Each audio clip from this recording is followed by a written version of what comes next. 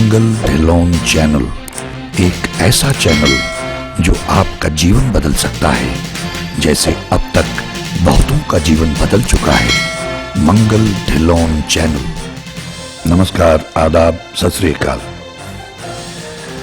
दोस्तों, जो कुछ भी मैं आप लोगों से शेयर करता हूं, जैसे रब भगवान से मेरी बातें हैं, वो तो चलो मुझे वहां लिखित रूप में आया वहां से, लेकिन उसको जब मैं आपसे शेयर करता हूं तो ये उसकी कृपा है मालिक की, वहां से नाजिल होता है, आमद होती है तो मुझे बुलवाता है।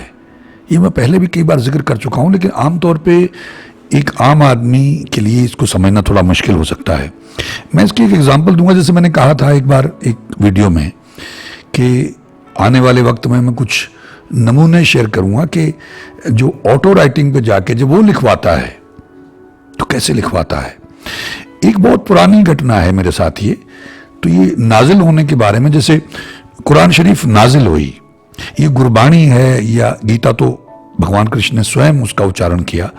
गुरबाणी नाजिल हुई, आमद हुई महापुरुषों पे, गुरुओं पे, वहां उस मालिक से सीधे, तो इसीलिए उसको अमृत वाणी कहा जाता है, तुर्की वाणी कहा जाता है कि उस धुर दरगाह से, उस मालिक के यहां से आई है, इसीलिए वो ज्यादा असर करती है, इसीलिए उससे ताकतवर और कुछ नहीं है। अगर हम उसको सुन सकें, अगर हम ध्यान से बैठ के सुन सकें, पाठ जाप कर सकें विश्वास के साथ में, श्रद्धा और आस्था के साथ में, तो ये जब कुछ ऐसा होता है, जैसे मेरे पास पहले मैं ऑडियो रिकॉर्ड करता रहा, मेरे पास डेक्टाफोन रहते थे, मोबाइल में 64 GB का कार्ड रखता था, पता नहीं कब आ जाए, तो बस उसको मैं रिकॉर्ड करने लगता था 1 घंटा, 2 घंटे, 2.5 घंटे, और धारा प्रवाह चलता था, कोई फंबल नहीं, कुछ नहीं। अगर कोई पॉज आता तो बड़ा मीनिंगफुल पॉज होता था। तो मुझे धीरे धीरे ये पता लगा कि ये आमद होती है कहीं से, क्योंकि मैंने कहीं पढ़ा है ना मैंने सुना है। ये कहां से ऐसे शुरू हो जाता है, एक छोटा सा आइडिया होता है और उसके बाद मैं खुद ही मतलब उसमें बीच बीच में तो भाव विवल हो जाता था। इसी तरह से जैसे तुलसीदास जी हैं, तो रामचरितमानस जो रामायण है वो नाजिल हुई उनके ऊपर। अगर आज मैं ये बोल के आपसे शेयर करता हूं तो मतलब जो विधि बनती है, जो माहौल बनता है, जो एनर्जी आती है, जो फ्लो आता है, जो शब्द आते हैं, जो भाव आते हैं, वो वहीं से आते हैं। तो पहले आता था तो ऑडियो रिकॉर्ड कर लेता था मैं, अब आता है तो वीडियो रिकॉर्ड कर लेता हूं। आता है, नाजिल होता है और मैं आपसे चर्चा करने लग जाता हूं। फिर जो मालिक बुलवाए, जैसा बुलवाए, वो आप सबके सामने होता है। तो इस नाजिल होने के बारे में, ताकि जिन लोगों को थोड़ा बहुत संदेह हो उनको और बात पकड़ में आए, कि मैं दिल्ली में उन दिनों स्ट्रगल किया करता। हम लोग संघर्ष जब करते हैं, एक्टिंग के लिए काम ढूंढते हैं, तो उसको स्ट्रगलर कहते हैं। थिएटर में, टीवी में, रेडियो पे, कमर्शियल वॉइसिंग, ऐसा कुछ मैं काम वहां ढूंढता रहता था। तो मैंने एक बार जिक्र किया था कि कुछ बहुत बेचैन लोग हैं, मुझे हमारे एक डॉक्टर मित्र थे, उन्होंने बताया था, तो मैंने जो है शंकर जी के पास जाके वो उपाय किया था 40 दिन का, और मैं बहुत शांत हो गया, जहां बैठा वहीं बैठा रहता था। एक सीरियल बनने जा रहा था, उसका पायलट शूट कर रहे थे, तुलसीदास रत्नावली के ऊपर था वो। तो बड़े बड़े राइटर्स थे उसमें। एक हमारे राइटर हैं यहाँ से, पंजाब से थे, बलवंत गार्गी जी, और एक डॉक्टर कैलाश वाजपेयी, ये लोग लिख रहे थे।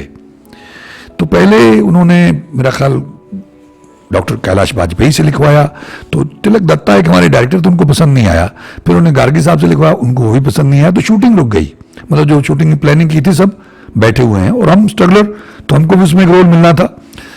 तो मैंने उनसे कहा कि भाई हम लोग बैठे हैं, तो आप लोग मुझे लिखने को दे दें।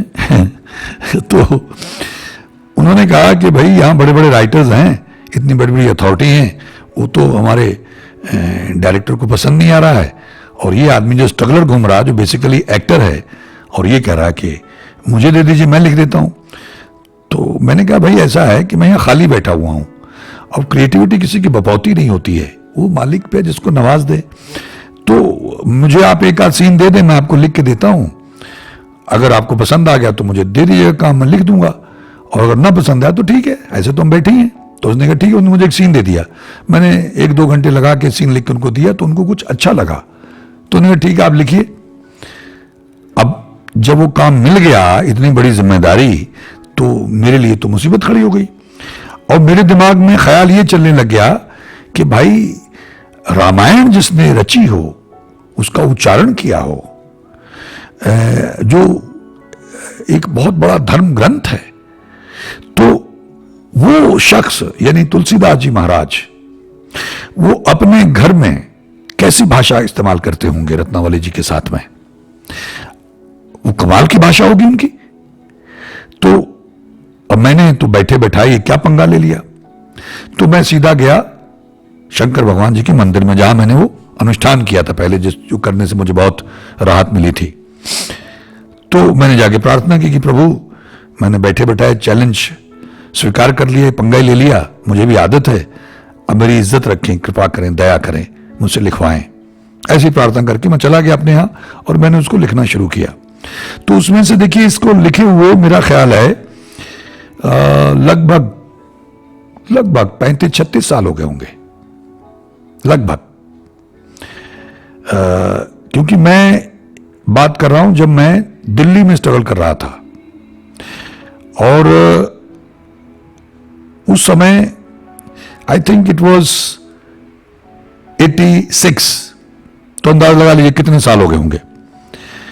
तो एक सीन उसमें तुलसीदास जी रत्नावली जी के प्रेम में इतने ज्यादा मग्न थे, इतने डूब चुके थे, कि उन्होंने शादी के बाद में उनको जब लेके आए थे तो कभी मायके नहीं जाने दिया था, और रत्नावली जी जाना चाहती थी अपने मायके, लेकिन उनका इतना आदर करती थी, इतना सम्मान था, और उस समय में तो वैसे भी पति का बहुत सम्मान होता था। तो उनकी समझ में नहीं आता, इतने बड़े विद्वान हैं इतने बड़े ज्ञाता हैं, तो मैं इनसे कैसे कहूं कि मुझे मायके जाना है। अब वो बैठे हुए हैं तो उनकी कुछ चर्चा शुरू होती है, और उसमें ये ईश्वर ने, जो मैं आमद की बात कर रहा था कि आमद कैसे होती है, शब्द देखिए जो ईश्वर के यहां से मुझे सुझाए गए, और मैंने उनको कलमबंद किया, और उनके लेवल के शब्द। तो रत्नावली जी तुलसीदास जी से कह रही हैं कि आप तो प्रायः कहा करते हैं ना कि मैं आपकी प्रेरणा का स्रोत हूं, उस तरल पदार्थ की तरह जो दीपक की बाती के माध्यम से जलता तो स्वयं है, परंतु उजारे का श्रेय दीपक ले जाता है। परंतु यदि उस दीपक की ज्योति उस तरल पदार्थ में ही डूब कर रह जाए तो क्या उजारा संभव हो सकेगा? तो तुलसीदास जी मुस्कुरा के कहते हैं कि ये सभी तर्क क्या मायके जाने के लिए दिए जा रहे हैं? और वो हंसती हैं, और कुछ आगे उनका वार्तालाप चलता है।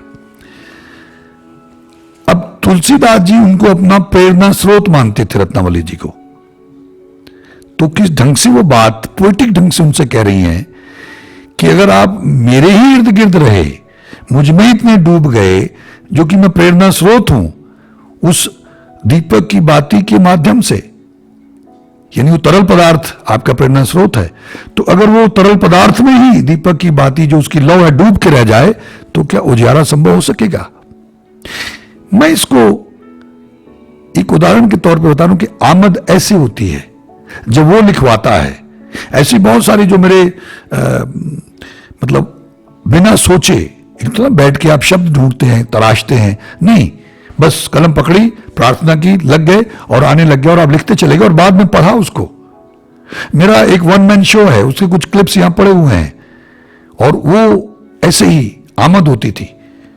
तो कोई दौरा मुझे पड़ता था, फिट जैसे पढ़ते हैं आदमी को। दौरे से मेरा मतलब ये कि आप बिना सोचे ऑटो राइटिंग लिखते चले जाते हैं, तो कोई 5 मिनट का, कोई 10 मिनट का, कोई 15 मिनट का, मैक्सिमम 20 मिनट्स का मुझे उसमें कोई ऐसा दौरा पड़ा जो आमद हुई, और मैं लिखता चला जाता था, और उसके बाद एग्जॉस्ट हो जाता था। तो ये आमद होती है। यहां भी जो मैं आपसे चर्चा करता रहता हूं, ये आमद है। जब आमद होती है तो आनंद भी आता है, वैराग भी बनता है, एक फ्लो भी बनता है, और पता नहीं चलता है। बाद में जब मैं अपने ही वीडियो को देखता हूं मतलब मुझे एक एहसास होता है कि किस विषय पे क्या बोला जा रहा है, लेकिन बाद में जब उसको देखता हूं तो मैं उससे बड़ा प्रभावित होता हूं, क्योंकि मैं बड़ा क्रिटिकल आदमी हूं, बहुत बड़ा क्रिटिक हूं, अपना ही आलोचक हूं मैं। मुझे जल्दी कुछ भी पसंद नहीं आता है, उसमें कोई ना कोई नुक्स मैं निकाल ही दूंगा। तो मैं भी कई बार ऐसे जो वीडियोस जब आते हैं उनको एडिट करते हैं, अपलोड कर देते हैं, और जब उसको मैं देखता हूं बाद में तो यकीन मानिए मैं रोने लगता हूं, वैराग्य में आ जाता हूं। कुछ ऐसी बातें उसमें होती हैं, अगर वो जो किरदार यानी मैं जो बोल रहा हूं वो भावुक हो गया है, रो रहा है, तो ये सामने जो उसका आलोचक बैठा हो वो भी रोने लगता है साथ में। तो मैं कहता हूं नहीं, ठीक जा रहे हैं, वाह प्रभु वाह, हे हरि आप धन्य हो, हे अल्लाह, हे गॉड, हे वाहिगुरु आप धन्य हो, क्या आप बुलवाते हो, क्या आप बोलते हो। तो ये मैंने इसलिए आपसे जिक्र किया कि ये आमद होती है।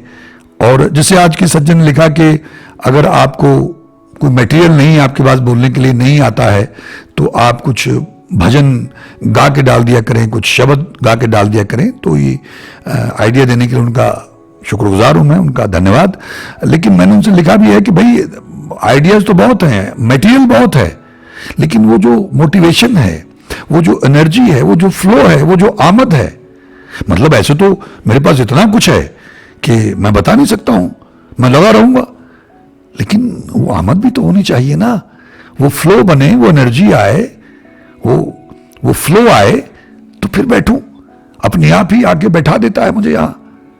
ये इसको बयां करना बड़ा मुश्किल है कि कैसे मुझे ला के यहां बैठाता है। अभी भी रात का 1 बजा हुआ है, और मैंने अक्सर नोटिस किया है जो मेरे आमद होती रही हैं बॉम्बे में, वो रात को ही होती है, वही 10:30 11 के बाद में, और फिर बेशक सुबह के 5 बज जाएं, 6 बज जाएं, ऐसे धारा प्रवाह चलता है रात भर। राइटिंग हो तो चलती रहती है, एडिटिंग हो तो चलती रहती है, और अब आमद हो रही है। तो ऐसे एडिटिंग भी क्या थी, गुरबाणी के ऊपर ही, गुरु ग्रंथ साहब के ऊपर ही, सिख धर्म के ऊपर ही फिल्में थी, जो मैं आने वाले समय में आप लोगों से शेयर करूं। मैं कहता तो रहा हूं, लेकिन मुझे टाइम नहीं मिलता है। पहले हमारे पास नेट की प्रॉब्लम थी, अब वो हमने सॉल्व की है धीरे धीरे, तो उसको मैं अपलोड करूंगा आने वाले दिनों में। वो फिल्में भी अपलोड करना शुरू करूंगा ताकि आप उसका भी आनंद लें। लेकिन मेरी जो प्रार्थना मैं आपसे करना चाहता हूं, मैं बार बार मुझे अटपटा लगता है कहना कि अगर आपको अच्छा लगा तो सब्सक्राइब करें, लाइक करें, जैसे आमतौर पर लोग कहते हैं। मैं वो तो नहीं कहूंगा आपसे, लेकिन हम लोग लगभग 45,000 हो गए हैं। तो मान लीजिए 45,000 सभी एक्टिव नहीं हैं, वो कभी कभार आते हैं, उनके बाद जाता तो देख लेते होंगे, लेकिन 2-3 हजार लोग एक्टिव हैं। तो 2-3 हजार भी अगर एक एक को बढ़ाएं तो हम 5-6 हजार हो सकते हैं। मेरा स्वार्थ ये है कि अगर ज्यादा लोग हो जाएं तो हमारी मेहनत तो उतनी ही है, और समय आगे विकट आ रहा है तो उनका भी भला हो जाए, वो भी हरिनाम से जुड़ जाएं, वो भी जपने लग जाएं, रात को रिपीट पर लगा के सो जाएं, उनका भी उद्धार हो जाए। और जब आगे विकट परिस्थितियां होंगी तो ईश्वर सहाय हो, उनकी मदद करे, उनकी रक्षा करे, उनको सहारा दे, उनका भला हो जाए, तो उसमें मेरा भला होगा, जो मेरा स्वार्थ है। तो देखते हैं, आप लोग भी कोशिश करें। आने वाले वक्त में हम लोग कोशिश कर रहे हैं कि एक हम टेलीग्राम पे ग्रुप बनाएंगे ताकि हमारा 2 वे ट्रैफिक हो। अभी तो मैं रिकॉर्ड करता हूं, डाल देता हूं, और कुछ लोग हमारा जो एक व्हाट्सएप ग्रुप है उसमें मैसेज डालते रहते हैं, लेकिन टेलीग्राम में मैं आप सबको इन्वाइट करूंगा। और हमारा नंबर जो है वो 99-200-31094 99-200-31-094। ये मेरा बहुत पुराना नंबर है। ये मैंने एक किसान जो लहर चल रही है, मोर्चा चल रहा है, उसके लिए भी इसको इस्तेमाल करने की कोशिश की थी कि मैं उनको दे दूं और एक डाटा बैंक बनाए हम, लेकिन उनकी शायद समझ में नहीं आया या उसका समय नहीं आया होगा। तो फिर हम लोग क्यों ना अपनाएं, क्योंकि आने वाले समय में ये कनेक्टिविटी बहुत इंपॉर्टेंट है, कम्युनिकेशन बड़ा इंपॉर्टेंट है। हमने तो ईश्वर की बातें करनी है, तो उसमें भी हम लोग वीडियोस अपलोड कर दिया करेंगे या विशेष इंफॉर्मेशन शेयर कर लिया करेंगे, और आप लोग भी कर सकेंगे। तो 99-200-31-094 99-200-31094 ये नंबर है। और आप टेलीग्राम डाउनलोड करिए प्ले स्टोर पे जाके, जैसे हमने व्हाट्सएप डाउनलोड किया था ऐसे ही टेलीग्राम डाउनलोड करिए। टेलीग्राम में इसलिए कह रहा हूं कि आने वाले वक्त में हमारी संगत बढ़ रही है, यहां भी हमारी योजनाएं चल रही हैं कि यहां पे हम लोग एक सत्संग भवन बनाएंगे, और बहुत अलग ही मामला होगा ईश्वर ने चाहा तो। और सत्संग भी अलग ढंग से, वैराग्यमय सत्संग हुआ करेगा, कीर्तन हुआ करेगा, सहज पाठों की लड़ी चला करेंगी, और बहुत प्रेम वाले भीगे हुए पाठी होंगे और मैं खुद भी पाठ किया करूंगा बैठ के। तो ऐसी एक योजना चल रही है। तो ये ग्रुप बनाते हैं पहले, उसमें जो भीगी हुई रूहें हैं उनको जोड़ते हैं और जो कोई अच्छे सदपुरुष हैं, पहुंचे हुए हैं, उनको भी जोड़ेंगे। तो ये नंबर आप सेव करें अपने फ़ोन में और उसके बाद में जब ये ग्रुप बनाएंगे तो आपको पता चल जाएगा, हम बता देंगे।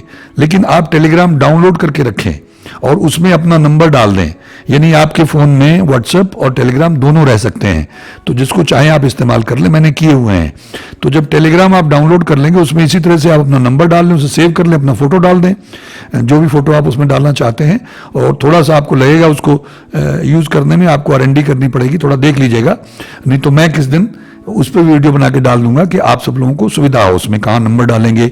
अगर फॉरवर्ड करना मैसेज नीचे है उसका, व्हाट्सएप में ऊपर उसका नीचे है। तो इस तरह से आप उसको सीख जाएंगे। कुछ लोगों ने तो ऑलरेडी डाउनलोड किया होगा। तो उस पर एक ग्रुप बनाएंगे ताकि हम लोग उपलब्ध रहें और डायरेक्टली टू वे कम्युनिकेशन हो, और उसके बाद फिर आगे देखेंगे कि हम क्या कर सकते हैं। इसका मकसद तो इंस्टेंट कम्युनिकेशन है कि ये नई वीडियो बनाएंगे, डालेंगे, तब आएगा, आप देखेंगे और फिर उसमें आप कमेंट करेंगे। लेकिन ये इंस्टेंट रहेगा, टू वे ट्रैफिक रहेगा, हम कम्युनिकेट कर सकते हैं टू वे। तो उस नज़रिए से हम लोग इसकी शुरुआत करेंगे आने वाले दिनों में, जैसे मुझे टाइम मिलता है। वैसे तो मुझे रिकॉर्डिंग का टाइम नहीं मिला।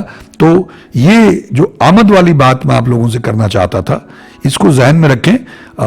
ये जो कुछ भी मैं आप लोगों से शेयर करता हूँ, ये आमद होती है, उस मालिक की कृपा होती है, गुरु साहब की, गुरु नानक देव जी महाराज की, उस हरि की, निरंकार की, अल्लाह ताला की, गॉड की, वाहिगुरु की, उसकी कृपा है। वरना मेरी कोई औकात बिसात नहीं है कि मैं थोड़ी देर भी बोल सकूं। वो बुलवाता है, वो कृपा करता है, वही सब्जेक्ट तय करता है, मुझे बताता है और बहुत सहज रूप में बताता है कि ये है, चल इस पे बोल। ऐसे ही मुझे मतलब कई बार बड़ा एक्साइट हो जाता हूं कि वाह बापू वाह, वाह गुरु वाह, वाह हरि वाह, ये तो बड़ा कमाल का आइडिया आपने दिया। तो सब उसी के आइडियाज हैं, वही देता है, वही बुलवाता है, आमद होती है, नाजिल होता है, तब मैं आप लोगों से मुखातिब होता हूं। इसमें मेरा कुछ नहीं है, इसमें मेरी कोई खूबी नहीं है, मेरी कोई काबिलियत नहीं है। उम्मीद करता हूं कि मित्रों को ये बात भी पकड़ में आ गई होगी कि ये मेरी कोई विशेषता नहीं है, ये सब उस मालिक की कृपा, उसकी दया दृष्टि है। तभी मैं आपसे कुछ शब्द साझे कर पाता हूं। आप सबका बहुत बहुत धन्यवाद। ईश्वर हम सबका भला करे। नमस्कार, जय हिंद, जय भारत। मंगल ढिल्लोन चैनल एक ऐसा चैनल जो आपका जीवन बदल सकता है, जैसे अब तक बहुतों का जीवन बदल चुका है। मंगल ढिल्लोन चैनल।